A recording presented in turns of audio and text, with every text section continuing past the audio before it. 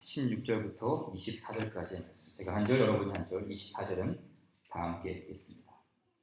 마태복음 16장 16절입니다.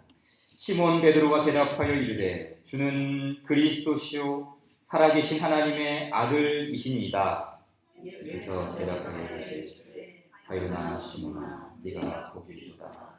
이를 내게 알게 한 이는 혈육이 아니라 하늘에 계신 내 아버지시나 또 내가 네게 이르노니 너는 베드로라. 내가 이 반석 위에 내 교회를 세우리니 음부의 권세가 이기지 못하리라. 내가 천국 열쇠를 내게 주리니 내가 땅에서 무엇이든지 풀면 하늘에서도 풀릴 것이요 내가 땅에서 무엇이든지 풀면 하늘에서도 풀리라 하시고 이에 제자들에게 경고하사 자기가 그리스도인 것을 아무에게도 이르지 말라 하시니라. 이때로 자기가 예수를 불러다 장로들과 대제사장들과 서기관들에게 많은 고난을 받고 죽임을 당하고 제3일에 살아나야 할 것을 제자들에게 이로써 나타나시니 베드로가 예수를 붙들고 항변하여 이르되 주여 그리마옵소서. 이 일이 결코 주께 미치지 아니하리이다. 사탄아 내게로 물러가라. 너는 나를 넘어지게 하는 자다. 내가 하나님의 일을 생각지 아니하고 도리어 사람의 일을 생각하는 자다. 24절 다 함께요. 이에 예수께서 제자들에게 이르시되 누구든지 나를 따라오려거든 자기를 부인하고 자기 십자가를 지고 나를 따를 것이니라. 아멘. 오늘 설교의 제목은 신앙 고백, 그 다음이 중요하다. 신앙 고백, 그 다음이 중요하다라는 말이에요. 요즘 이제 주일 오후 시간에 청년들과 함께 사도신경으로 성경 공부를 하고 있고요. 또 수요일 저녁에도 역시 사도신경으로 연속 설교를 하고 있습니다. 사도신경은 익숙하죠? 교회를 세례교인 이상이라면 사도신경을 모르는 사람은 아무도 없을 거예요. 그런데 이 사도신경을 마치 주문 외우듯이 이렇게 그 한 절 한 절에 있는 내용을 들춰내지 못하고 우리가 너무 피상적으로 알고 있는 것이 아닌가라는 생각이 듭니다. 사도신경은 기독교 신앙의 아주 핵심이고 또 성경의 아주 중요한 그 교리와 핵심들을 뽑아놓은 것이 사도신조 혹은 사도신경이라고 말합니다. 그래서 이 기독교 신앙의 기초를 아주 탄탄하게 만들어주는 것이 이 사도신경이에요. 아주 탄탄한, 우리가 광고 중에 이가탄, 그런 것도 있죠. 근데 믿음탄, 신앙탄, 우리 탄탄하게 만들어주는 게 바로 이 사도신경이에요. 그래서 사도신경부터 이렇게 기초를 잡기 위해서 이렇게 시작을 했습니다. 우리 기독교 신앙은 흔히들 고백의 종교라고 합니다. 그렇죠? 고백의 종교. 그래서 사도신경도 신앙 고백이라고 표현을 하죠. 고백이 없는 믿음이 있을까요? 고백이 없는 믿음. 이 고백이 없는 믿음은 굉장히 추상적이죠. 굉장히 관념적인 믿음이 될 수 있어요. 고백이 없는 믿음은 그냥 뜬 구름처럼 뭔가 좀 잡으려고 해도 잡아지지 않는 그런 믿음이 바로 고백이 없는 믿음이에요. 그래서 믿음이라는 것은 항상 고백되어야 하는 게 믿음이에요. 그렇죠? 믿음은 고백이고 고백은 믿음이죠.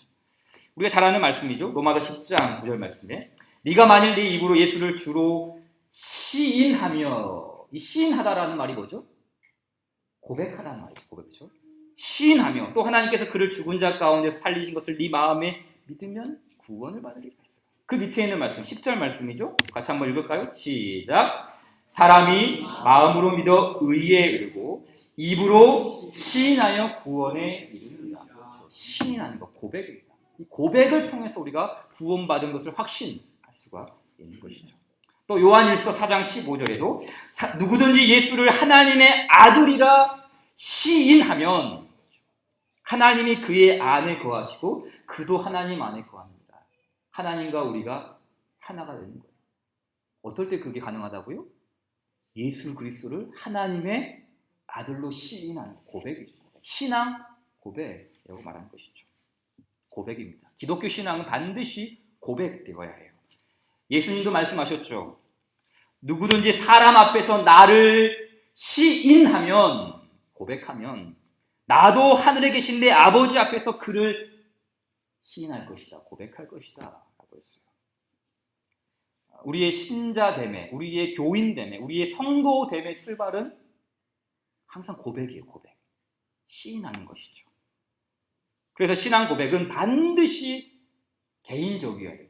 개인적이죠. 그렇죠? 이 고백은 남이 해줄 수 있는 게 아니에요. 부모님이 해줄 수 있는 게 아니에요. 다른 사람이 해줄 수 있는 게 아니에요. 반드시 나 자신이 스스로 개인적으로 고백을 해야 합니다. 하나님의 은혜 안에 있는 나 자신이 예수님을 그리스도로 고백합니다. 그리고 그 고백하는 한 사람 한 사람들이 함께 모여서 우리가 함께 같이 고백합니다. 그래서 우리가 함께 모인 우리가 고백하는 그 공동체를 가리켜 교회라고 하죠. 고백 공동체라는 별명이 바로 교회예요. 교회는 고백 공동체죠.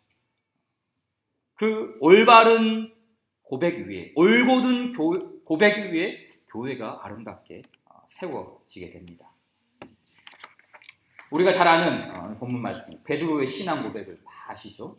주는 그리스도시요 살아계신 하나님의 아들이십니다. 기가 막힌 고백이죠.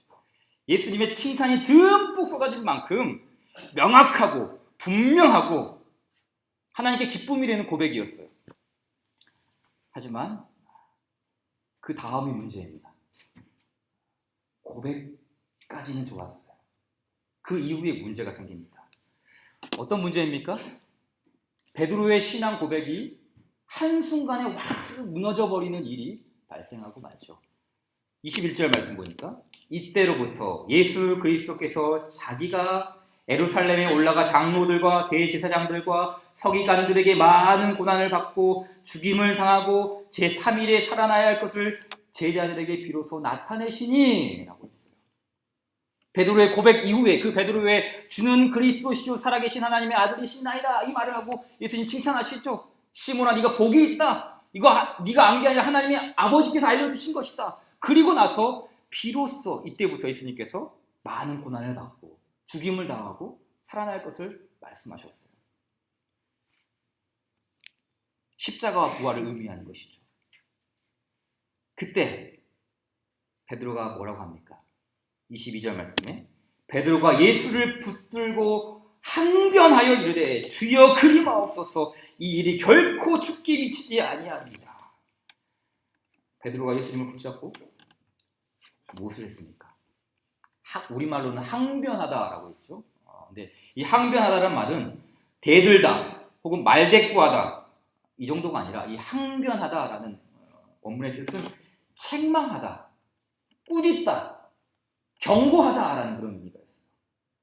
그러니까 마치 이런 그림이죠. 베드로가 예수님의 멱살을 붙잡고 당신 지금 뭐라 그랬어요? 십자가에 못 박혀 죽는다고요?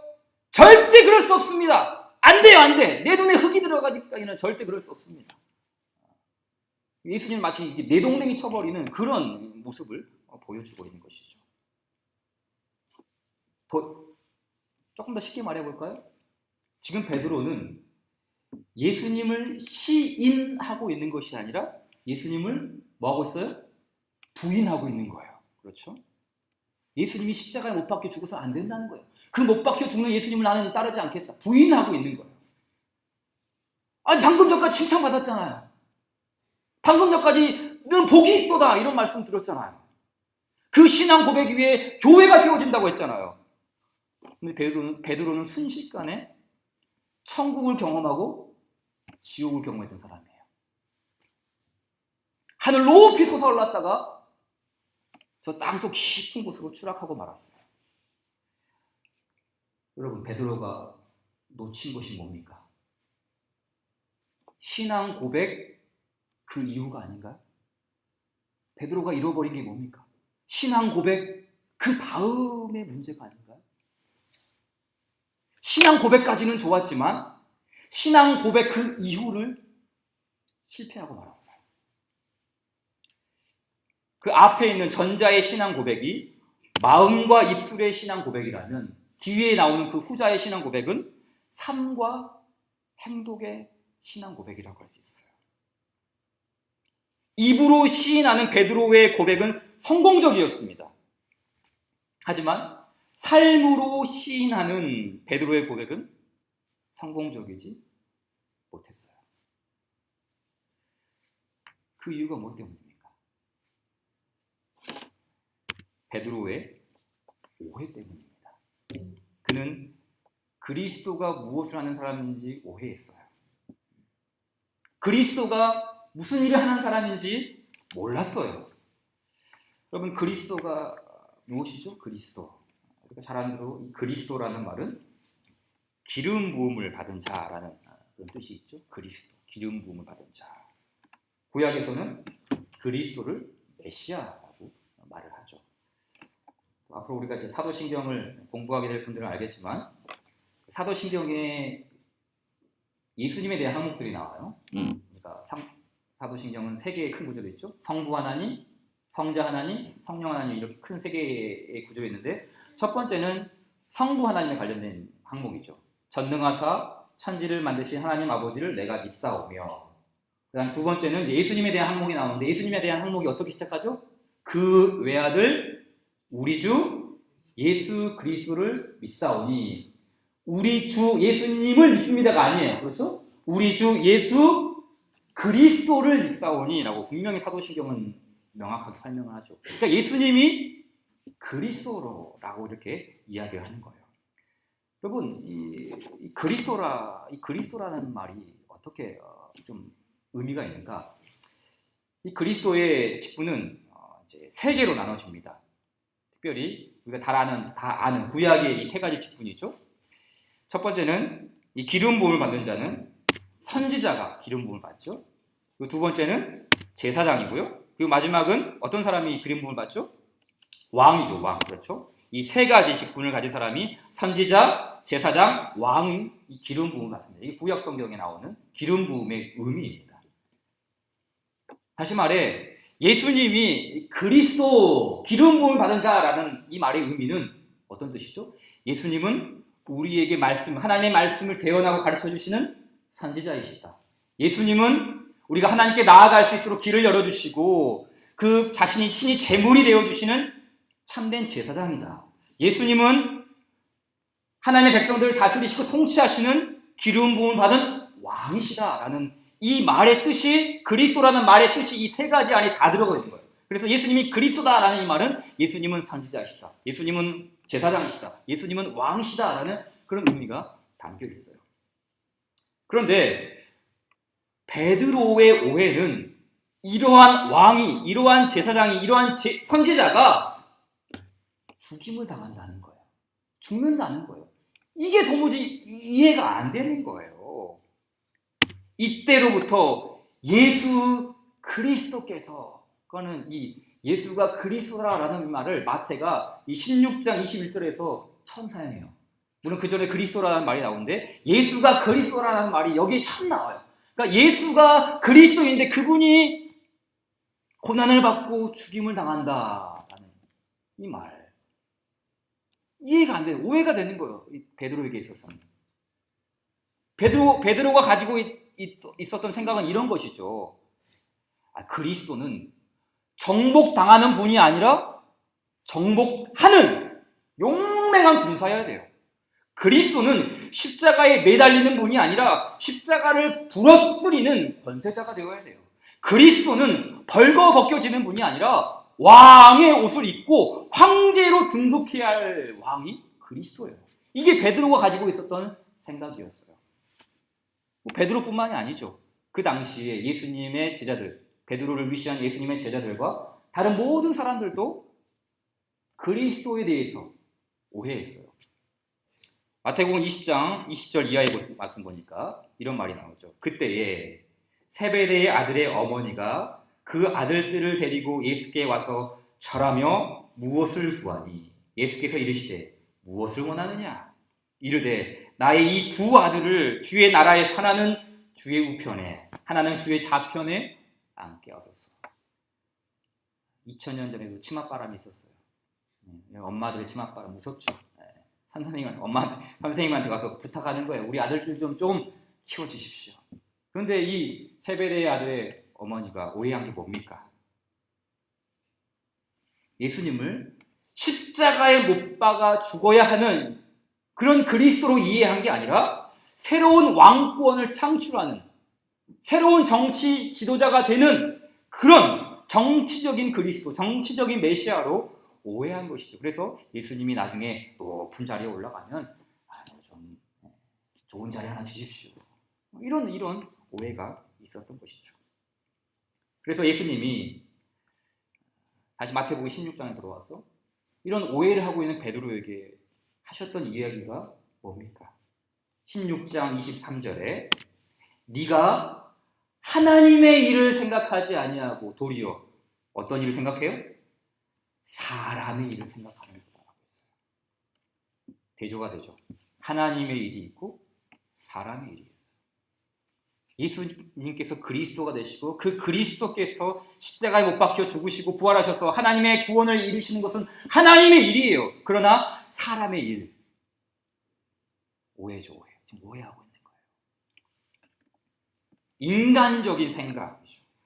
하늘의 뜻을 분별하지 못하고 있다는 것입니다.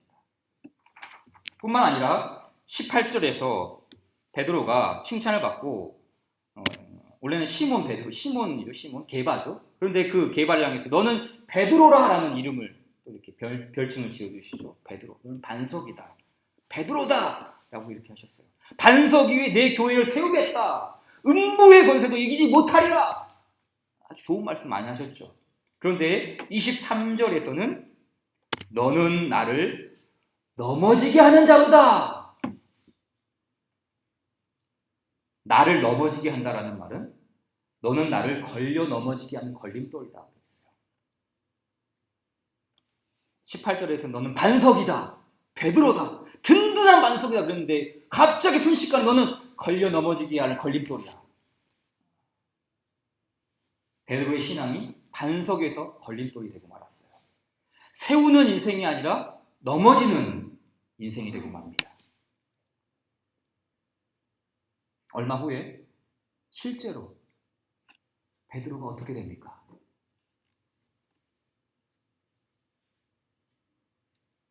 묻습니다. 야, 베드로, 너 예수님과 같은 편이잖아.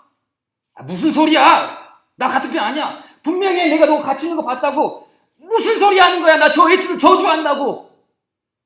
어디까지 나가는 거예요? 예수님을 완벽하게 부인하는 자리까지 나아갑니다. 걸림돌이에요. 걸림돌. 자기 자신도 걸림돌이 되고 말았어요. 예수님을 시인했던, 예수님을 고백했던 베드로는 예수님을 부인하고 맙니다. 반석이었던 베드로는 걸려 넘어지고 마는 걸림돌이 되고 말았어요. 뭐 때문입니까? 신앙 고백. 그 다음을 놓쳤기 때문입니다. 입술의 고백뿐만 아니라 삶으로 구현하는 그 고백적인 삶을 작동시키지 못했기 때문이에요.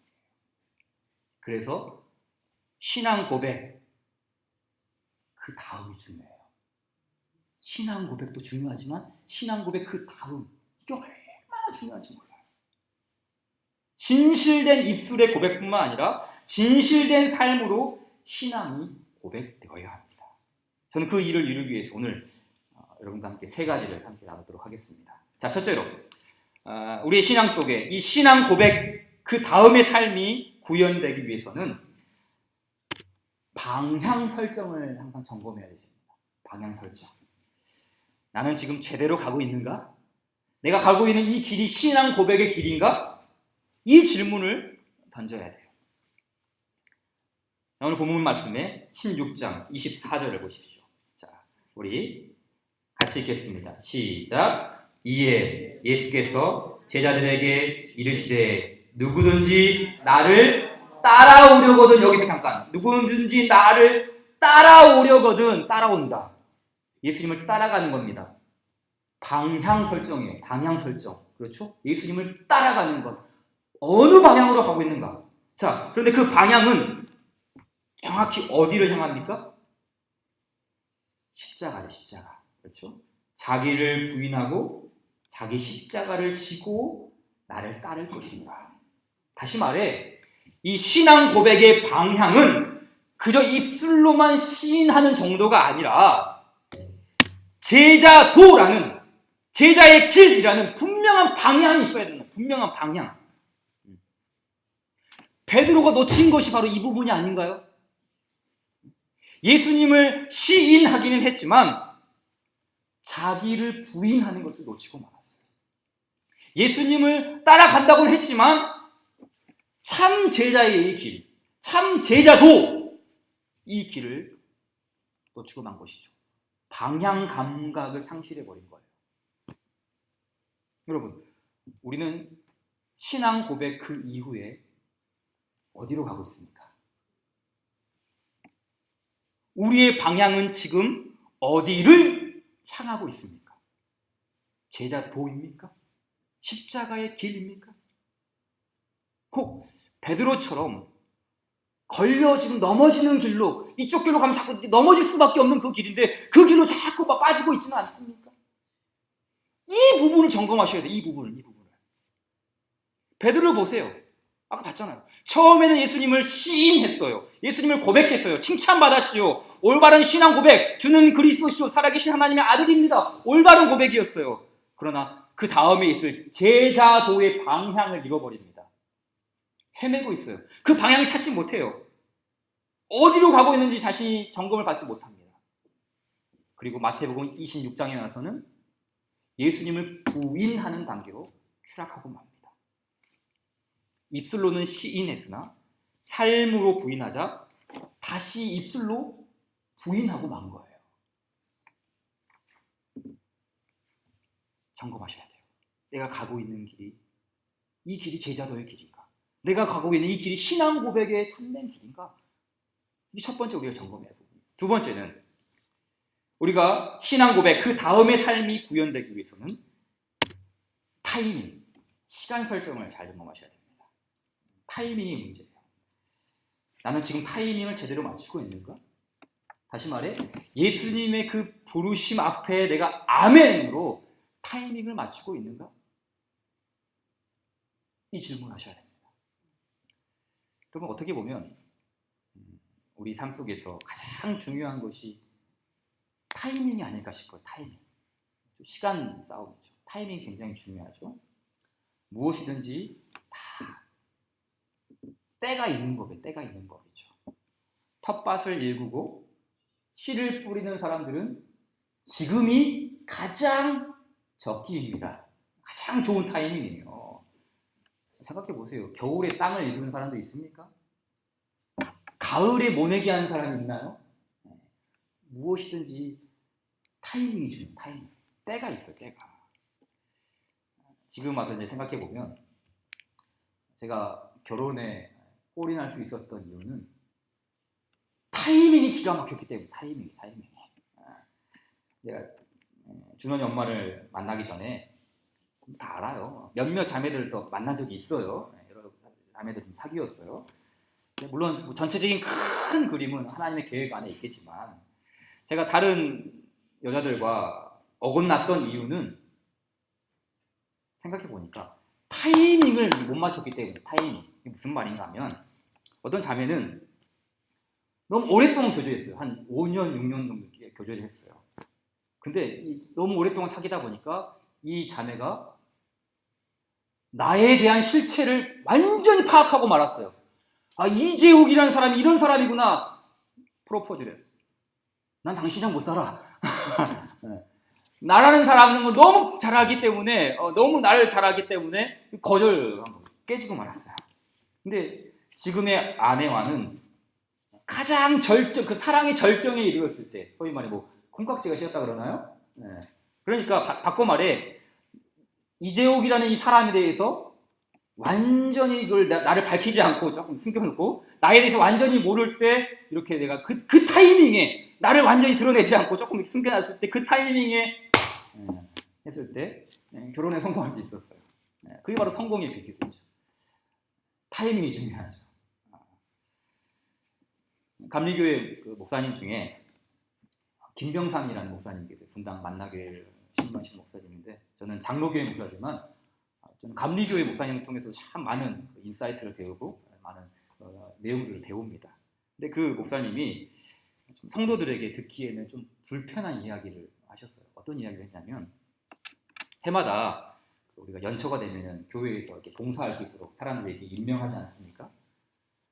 근데 어느 교회에서 봉사 부서를 임명할 때 있었던 일이라고 해요. 재정 관리에 회계를 잘하는 그런 관리의 은사가 있는 재능이 있는 집사님께 부탁을 드렸어요. 집사님, 올 한 해는 이 사역을 맡아주십시오. 그런데 돌아온 말이 이랬대요. 목사님, 저는 지금 회사에서 맡고 있는 일이 너무 많습니다. 제가 은퇴 후에 시간이 날 때 그때 섬기겠습니다. 너무 바쁘니까 은퇴 후에 시간이 이제 좀 나면은 그때 가서 좀 교회 일을 하겠다, 그런 거예요. 그러자 목사님이 이렇게 말씀하셨다고 해요. 세상이 집사님을 필요로 하지 않는 은퇴 후에는 주님도 집사님을 필요로 하지 않을지 모릅니다. 세상이 집사님을 필요로 하지 않는 은퇴 후에는 주님도 집사님을 필요로 하지 않을지 모릅니다. 집사님의 최고의 시간을 주님께 드리고 싶은 생각이 없습니까? 무슨 말일까요? 우리의 신앙생활에도 타이밍이 있다는 타이밍. 신앙 고백으로 끝나는 것이 아니라 그 신앙 고백 그 이후에 내가 해야 할, 내가 주님께 드려야 할 헌신의 타이밍이 있어야 한다. 헌신의 타이밍. 그런 의미에서 저는 이 본문 25절 말씀을 이 타이밍의 관점에서 생각해 보았어요. 25절 말씀을 보세요. 누구든지 제 목숨을 구원하고자 하면 그는 잃을 것이라 했어요. 여러분, 목숨을 구원하고자 하는 사람들이 누군가요? 타이밍의 관점에서 바라보면 이런 사람들이죠. 예수님 잠깐만요. 나 지금 너무 바빠요. 나중에요. 저 은퇴한 다음에 할게요. 시간이 나면 할게요. 이와 같은 사람의 모습이 아닌가요? 누구든지 제 목숨을 구원하고자 하는 사람들은 타이밍이 없는 사람들. 그러나 반면 예수님을 위하여 목숨을 잃지만 도로 찾은다 그랬어요. 그 사람들이 누굽니까? 주님, 제가 여기 있습니다. 제가 지금 주님 앞에 나아가겠습니다. 내 최고의 시간을 주님께 드리겠습니다. 신앙 고백 그 이후에 타이밍을 맞추는 사람들이 아닌가요? 누구든지 제 목숨을 구원하고자 하면 잃을 것이요 누구든지 나를 위하여 제 목숨을 잃으면 찾으리라. 어렵게 생각하지 마세요. 이 말씀을 그 타이밍의 관점에서 생각한다면 쉽게 이해가 되죠. 여러분, 신앙 고백 그 이후가 중요합니다. 예수님을 고백하고 올바른 방향을 설정했다면 이제 아멘 하고 그 길로 가야 합니다. 신앙은 타이밍입니다. 마지막 세 번째로, 우리가 신앙 고백 그 이후의 삶을 구현하기 위해서는 이 모든 것들을 가능하게 하는 성령님 모드로 우리가 이렇게 움직여야 됩니다. 성령님을 의지하는 것이죠. 신앙 고백 그 이후의 삶이 구현되기 위해서는 방향 설정이 중요하다고 했습니다. 그리고 타이밍, 이거 놓쳐서는 안 되죠. 그리고 이 모든 것을 실현시키시는 성령님의 도우심을 의지해야 돼요. 자, 베드로의 신앙 고백 그 이후에 그의 모습은 변변치 못했습니다. 실패자의 모습이었어요. 예수님을 3번이나 완벽한 숫자예요. 완전 숫자예요. 3번 부인했다는 건 3번밖에 부인했다는 말이 아니라 완벽하게 부인했다는 말이에요. 베드로가. 그러나 베드로의 신앙 고백 그 이후는 실패인 것 같지만 사실은 실패가 아닙니다. 실패했지만 실패로 끝나지 않습니다. 무너졌지만 멸망으로 끝나지 않습니다. 다시 회복할 수 있도록, 다시 고백할 수 있도록 예수님이 기회를 주십니다. 요한의 아들 시몬아, 네가 나를 사랑하느냐? 제가 주를 사랑하는 줄 주께서 아시나이다. 고백합니다. 다시 시인합니다. 다시 주 앞에 나아갑니다. 베드로의 고백이 다시 방향을 찾게 돼요. 베드로의 타이밍이 다시 시작하게 됩니다. 다시 시작하게 돼요. 그리고 오순절날 성령의 충만함을 받습니다. 그는 말합니다. 베드로가 성령이 충만하여 이르되 백성의 관리들과 장로들아 너희와 모든 이스라엘 백성들은 알라. 다른 이로서는 구원을 받을 수 없나니 천하 사람 중에 구원을 받을 만한 다른 이름을 우리에게 주신 일이 없음이라 하였더라. 아멘. 베드로의 신앙 고백이 다시 시작됩니다. 성령이 충만하여서 예수님을 시인하고 예수님을 고백하고 예수님을 온 세상 앞에 그 예수님을, 그 구원자 예수님을 선포합니다. 5장 29절 말씀에도 베드로와 사도들이 대답하여 이르되 사람보다 하나님께 순종하는 것이 마땅하니라. 너희가 나무에 달아 죽인 예수를 우리 조상의 하나님이 살리시고 이스라엘에게 회개함과 죄 사함을 주시려고 그를 오른손으로 높이사 임금과 구주로 삼으셨느니라. 그 다음 우리는 이 일에 누구라고요? 증인이라. 그렇죠. 증인은 고백하는 사람이에요. 고백하는 사람은 증인입니다. 이 베드로가 다시 고백하는 사람으로, 다시 시인하는 사람으로, 다시 증인하는 사람으로 하나님께서 세우신 줄 믿습니다. 이게 바로 하나님께서 하시는 일이에요. 그렇습니다. 하나님께서 우리에게 이 신앙 고백을 통해서 참 제자의 길, 참 증인의 길, 참 고백의 삶이 어떤 것인지를 우리 가운데 보여주시고 알려주셨어요. 그리고 하나님께서 우리 모두에게 이 신앙 고백을 할 수 있도록 성령을 부어주신 줄 믿습니다. 그렇죠? 고린도전서 말씀에 누구든지 성령으로 아니하고는 예수를 주라 고백할 수, 시인할 수 없다 하셨어요. 예수님을 주로 시인하는 것, 성령님이 하시는 일이고, 더 나아가 그 성령님으로 말미암아 신앙 고백 그 이후의 삶을 살게 하는 것도 성령 하나님께서 하시는 역사입니다. 우리는 그 주님을, 그 성령님을 의지합니다. 그래서 우리는 이 성령 하나님으로 말미암아 제자의 길을 걸어갈 수 있어요. 십자가의 길을 걸어갈 수 있어요. 올바른 방향으로 다시 갈 수 있습니다. 우리는 이 성령 하나님으로 말미암아 헌신의 삶을 살 수 있습니다. 주님이 원하시는 그때 그 부르심 앞에 아멘으로 타이밍을 맞춰서 하나님을 섬길 수 있어요. 오늘 우리에게 주신 이 말씀을 찬송 한 곡이 정확하게 압축해 놓은 찬송이 있습니다. 우리가 이 찬양으로 우리가 하나님께 고백하고 우리가 주 앞에 그렇게 고백하는 삶의 자세로 또 고백하는 삶의 모습으로 나아가기 원합니다. 내 마음에 주를 향하는 사랑이 나의 말엔 주가 주신 진리로 나의 눈엔 주의 눈물 채워주소서. 내 입술에 찬양의 향기가 두 손에는 주를 닮은 손길이 나의 삶에 주의 흔적 남게 하소서. 하나님의 사랑이 영원히 함께하리. 십자가의 길을 걷는 자에게 순교자의 삶을 사는 이에게 조롱하는 소리와 세상 유혹 속에도 주의 순결한 신부가 되리라. 내 생명 주님께 드리리. 신앙 고백 그 이후의 모습입니다. 신앙 고백 그 다음의 삶의 모습입니다. 우리의 방향, 우리의 타이밍, 그 모든 것을 가능하게 하시는 성령의 그 은혜, 우리가 그 하나님의 사랑을 기억하며 우리 안에 있는 이 신앙 고백, 그 신앙 고백으로 멈추는 게 아니라 이제 그 신앙 고백 그 이후의 삶을 구현해낼 수 있도록 주여 우리를 도와주시옵소서. 이 마음으로 이 찬양 함께 올려드리기 바랍니다. 같이 고백합시다. 내 마음에 주를 향한 사랑이, 내 마음에 주를 향한 사랑이 나의 말엔 주가 주신 진리로 나의 눈에 주의 눈물 채워주소서.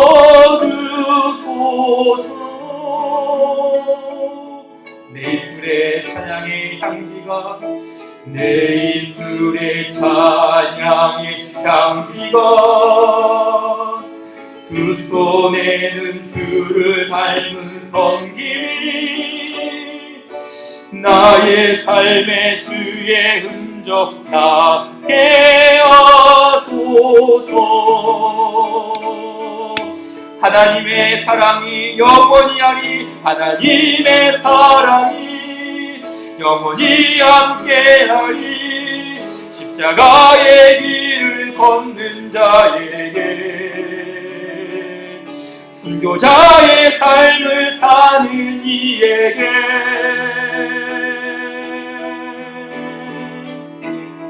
조롱하는 소리와 세상 유혹 속에도 주의 순결한 신부가 되리라. 내 생명 주님께 드리리. 우리 다시 한번 이 신앙을 주께 고백합시다. 내 마음의 주를 향한 사랑이, 내 마음의 주를 향한 사랑이 나의 말에 주가 주신, 나의 말에 주가 주신 진리로 나의 눈에 주의 눈물 채워주소서. 내 입술에 찬양의 향기가 있기를 원합니다. 내 입술에 찬양의 향기가 두 손에는 주를 닮은 섬김이 나의 삶에 주의 흔적 나게 하소서. 신앙 고백, 그 이후의 삶을 우리가 살기를 원합니다. 하나님의 사랑이 영원히 함께하리. 십자가의 길을 걷는 자에게, 순교자의 삶을 사는 이에게 조롱하는 소리와 세상 유혹 속에도 주의 순결한 신부가 되리라. 내 생명 주님께 드리리. 하나님의 사랑이 영원히 함께하리. 하나님의 사랑이 영원히 함께하리. 십자가의 길을 걷는 자에게, 순교자의 삶을 사는 이에게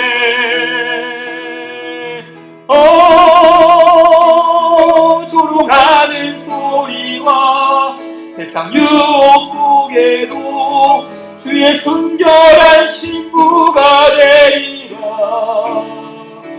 내 생명 주님께 드리리. 시간을 같이 기도합시다. 여러분, 우리가 십자가의 길을 걷는 것, 순교자의 삶을 사는 것, 우리가 목숨을 내어놓는 것만이 순교자의 삶이 아닙니다. 이 세상이 조롱하는 소리와 그 세상의 유혹 속에서도 신앙 고백 그 이후의 삶을 살아가는 것, 그것이 바로 순교자의 삶입니다. 신앙 고백 그 이후의 삶, 주님이요, 우리가 그러한 삶을 누릴 수 있도록, 그러한 삶을 살아갈 수 있도록, 주여 우리가 올바른 방향으로 나아갈 수 있도록 그 주님의 부르심 앞에 우리가 타이밍을 바르게 맞출 수 있는 그런 신앙 고백 그 이후의 삶, 그 십자가의 길, 그 참 제자의 삶을 살아갈 수 있도록 주님 우리에게 능력을 부어주시고, 우리의 그 부인하는 모습 속에서, 부족한 우리의 삶 속에 다시 찾아와 주셔서 말씀하시고 격려하시고 회복하시는 그 하나님의 사랑으로 말미암아 그 하나님의 은총 속에서 우리가 다시 한번 신앙 고백 그 이후의 삶을 살아갈 수 있도록 주여 우리에게 생명 주시고 우리에게 힘 주시고 능력 주셔서 다시 한번 이 모든 것을 주 앞에 드릴 수 있는 우리의 삶이 되게 하여 주시옵소서. 우리 같이 기도하며 주의 은혜를 구하도록 하겠습니다. 우리 같이 기도합시다. 오 하나님 아버지 감사합니다. 성령 하나님께서 우리와 함께 해주시고, 하나님 우리로 하여금 이 신앙 고백 그 이후의 삶을 살게 하시고 그 이후의 삶이 얼마나 중요한지를 다시 한번 우리에게 알려주시고 깨우쳐 주신 것을 감사합니다. 하나님 아버지 감사합니다. 주님 아버지 도와주시기를 간절히 바라옵고나오니 하나님 도와주시옵소서. 성령이여 성령이여 역사하여 주시옵소서. 하나님 감사합니다. 주님 고맙습니다. 감사합니다. 아버지 고맙습니다. 감사합니다. 주님 주께서 역사해 주시옵소서. 참으로 이 신앙 고백, 우리의 참된 신앙 고백이 도와주시옵시고 이 신앙 고백 그 이후의 삶으로 우리가 주 앞에 나갈 수 있는 주의 백성들 다 되게 하여 주시옵소서. 성령이여 역사하여 주시옵소서. 주님 인도하여 주시옵소서. 감사합니다. 주께서 인도하여 주시옵소서. 오 주님 우리에게 인도하여 주시옵소서. 성령 우리에게 이 성령의 충만함을 부어주소서.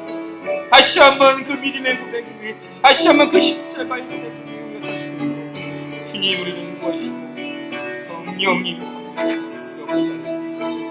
우리의 최후의 시간을 주님 하나님 참된 원신이 우리 안에 넘치게 해주소서. 감사합니다. 오 주님